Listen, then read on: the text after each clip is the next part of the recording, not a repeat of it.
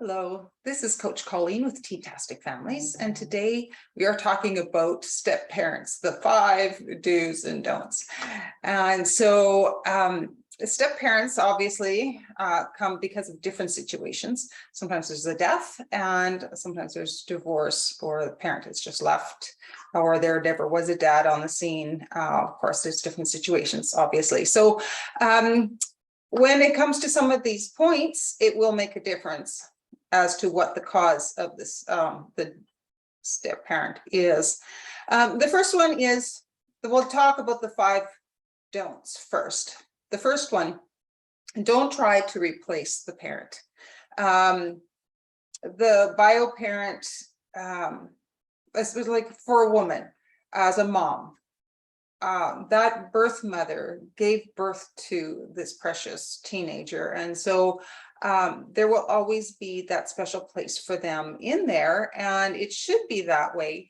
But you know what? Don't ever say I'm your mom now, and enforce it that harsh way. If the teenager wants a new mom, you can just say, you know what? I'd love to be your mom, but there's still a special place that your birth mother has in your life, and that's okay. And it's healthy. It's a good thing, to have that special place just for her. So don't feel bad about that. And so just reassure them on these different points. Trying to hurry a little bit, so don't make this too long. Number 2, don't run down their bio parent. It really can make a difference. I'd follow their lead. So if the teen is running down the parent, again, it depends. If the parent has passed away, they might talk about some things, and so just try to help the teenager find something good in that parent, instead of running them down. We need to find the good things to replace that. So sometimes it's obvious, the parent has been abusive, neglectful, and this teen is traumatized by it. And but again, take the lead from the teen. You don't want to just start running down the parent just out of the blue, or every time they do something wrong. Oh, you must be like your mother or your father. That's obviously not good. Just try to keep finding the, even if there's one good thing, they had great hair, I don't know, but find something that can be positive about that parent instead of running them down. With divorce, it's really hard because there's a lot of hurt feelings on both sides. And if the parent has custody of the teens, obviously they've done something right, and they're not usually the abusive one, or they wouldn't be in the home. And so if you're the new mom or the new dad,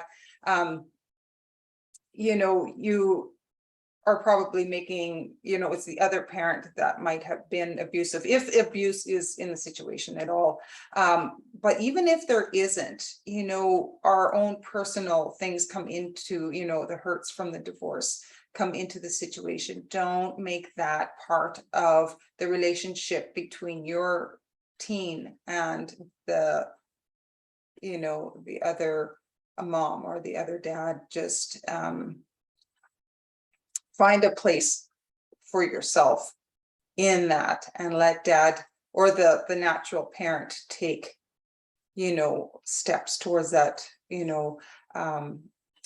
reminding, the spouse that has been divorced, that this is something that's important to the teen, that they don't get caught in the middle. Okay. As a step parent, you are very often caught in the middle as well, trying to create some peace in the middle of, a bad relationship. And so, I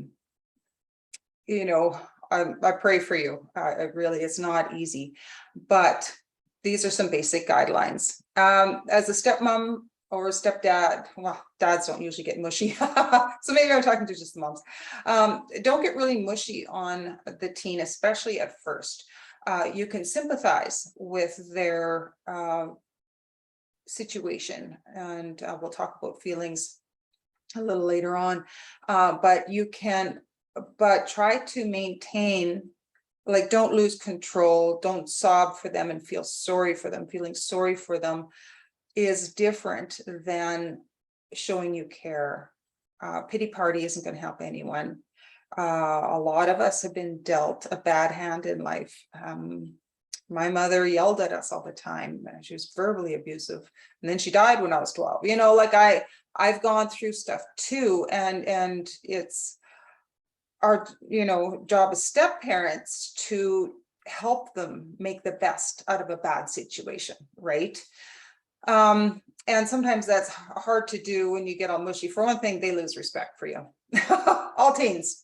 This is one thing I worked with troubled teens as a foster mom. Our specialty was working with troubled teens, and so those are the ones that were in our home. And especially for fostering, you don't get all mushy.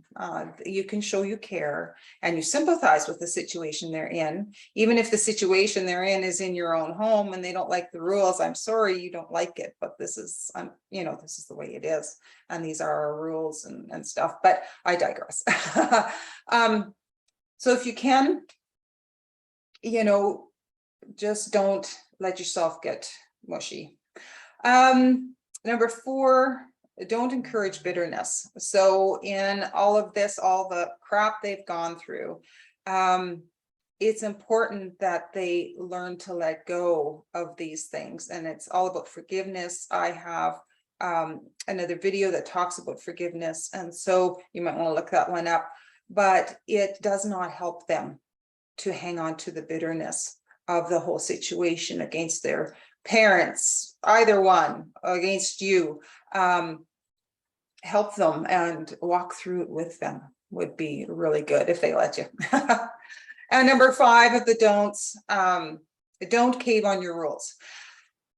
Just because you feel sorry for them and they've come from a hard situation, don't cave on your rules. If you have chores for everyone, they still need to do their chores just like everybody else. For one thing, it gives security that they are loved like everyone, they're treated like everyone else, and it just gives consistency in the home. So keep things even for everyone. If someone has a handicap, they're in a wheelchair, you know what? You can still clean out the dishwasher. Obviously you're going to change things if they can't clean the bathtub, or something. Couldn't fall out of the chair, so obviously you need to change some rules to adapt to them, but they can still, if they can use a sink to wash their hands, they can clean the sink, right? And I used to do that with my little kids when they were did chores. I got them to wash the walls, and somebody said, well, they can't reach very high, and I'm thinking, well, the fingerprints only go as high as they are anyways. Again, I digress. All right, let's talk about the 5 do's. Number 1, validate their feelings. And I've already touched about on some of these. If they're feeling sad in a moment, maybe it's an anniversary. I had someone on a group, say, share that, the bio mom didn't even call them on their birthday, didn't really reach out at all. I think they might have sent an email the day before or something, but it was really not, and so if they're feeling sad, just say, I'm so sorry, this was hard, I understand you're sad and you have good reason, but and give them time. Everybody needs to give yourself time to grieve, whether it's a death, a disappointment, or just anything like that. Give yourself time to feel sad, and then it's like, okay, even set it for yourself. Okay, I'm going to give you a half hour, it's okay to be sad, but then we need to move on with the day. You're not going to let that person ruin the rest of your day, are you? That's giving them control over your happiness, and I don't want to let that happen to you. You can say to this teen, and so I'm going to give you a half hour and just to feel sad, and then we're gonna do something fun. Okay, and try to help them, teach them how to process that grief, that hurt, because that birthday is going to come every year. And if that parent is already ignoring them now, in the future, it may get worse. And so teach them as to what to do when they have expectations. And that's the hard part. And maybe I'll do another video on just on expectations, because it's a big one just on its own. And you set yourself up for fail, really. And so with feelings, find out why they're sad, if it's the anniversary or if it's whatever, and help them process through it. Don't assume. We can get ourselves into big trouble. Maybe it is the anniversary and they're sad. So you're assuming it has to do with that, but it's actually a different issue. So talk to them. Make sure you know what the reasoning is behind the feeling. Reaffirm your teen of your affection. You can tell them constantly that I love you. Teens aren't big huggers usually. There's the odd one that is, but you can even give a one arm hug, and just, it depends on the teen's love language. Some teens really like to be touched and touch others. That's the way they show and receive love. And so another video you can look up, but reassure them, whether it's by touch or by words or however it is, but constantly reassure them. Teens need that in general, whether they're your step son or daughter or your bio kids. Teenagers need to be reassured of that often. It's great for adults too, right? And so number 3, reassure them of their place in your family. Whether you have, a few step kids and then your own, everybody has their place, and it doesn't have to be awkward. You can make it how you want it to be. It can be, my son by choice, and just make them feel welcomed. Some of this stuff might be just like second nature to you and you've already done this, but I'm just covering a few things. Number 4, encourage them to pick good things to imitate from their parents. And I did mention, I think, slightly on this already, but help them find at least one good thing about their bio parent, whether that parent's dead or alive, and help them to imitate just that one aspect. You don't want to totally disassociate with your bio parent. That's not even healthy. But help them at least pick, like I said, even if it's like if they have great hair, and you got, their hair, and so help them find something, and that's building a good memory and a good connection to the birth parent. And or if they love to bake or they love to fish, or just find something that they can embrace, and that's from their past. And finally, be consistent with all your teens. And I think I touched that already, just like the chores. Make it even for everyone, so that there's no favorites.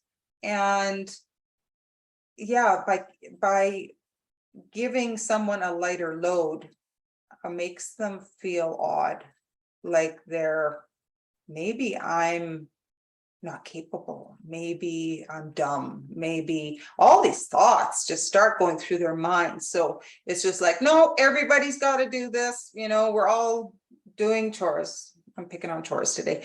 And in the hall, if you're planning a family holiday, okay, everybody, we're going on a holiday in summer, in June, better start saving your money, even for spending money. And if some kids really need help saving, but everybody has to save their own money. If somebody has saved more than another, take your hands off. Everybody was told, and everybody has to be responsible for their actions, whether you are stepmom or dad or not. and they might want to throw it back in your face. Well, you're just favoring them, and you know, don't even go there. Just say, I told everyone months ago this is what was going to happen, and just don't go into defense, because if they get you on the defense and they're attacking you, that is not the place you want to be. And so I can help you with some of that stuff. I had months and months of training after the initial training to be a foster parent, and that helped me hugely into my own parenting and how to parent these teens that came into my home that just had some had major problems, and issues that they were working through. And so I'd like to help you with that in my coaching program. But the most important thing is to rely on God to help you, and tell the child that God will help you be whoever you want to be. And that's so important. I chose who I wanted to be. I had two mothers, and you know, they might not have liked their bio mother. There are some things I did not want to repeat.